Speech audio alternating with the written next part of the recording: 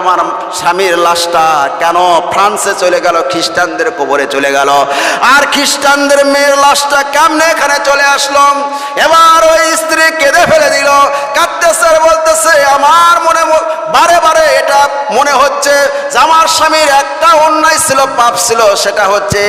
আমার স্বামী জাকের শাকের তাহাজ্জুদ গুজারি সব আমল করেছে ঠিক আছে, কিন্তু আমার স্বামী একটা কাজ করত, আমরা স্বামী আর স্ত্রী রাত্রিবেলা যখন মিলনের মধ্যে লিপ্ত হয়ে যাইতাম, মিলন করার পরে স্বামী স্ত্রী দৈহিক চাহিদা পূরণ করার পরে যে ফরজ গোসল করতে হয়, ফরজ গোসল করার সময় আমার স্বামী বারে বারে বলতো, ওই যে কোন শীতের মধ্যে আমার স্বামী যখন গোসল করত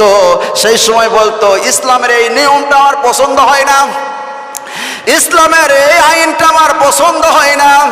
যে ইসলামের মধ্যে আছে গোসল করতে হবে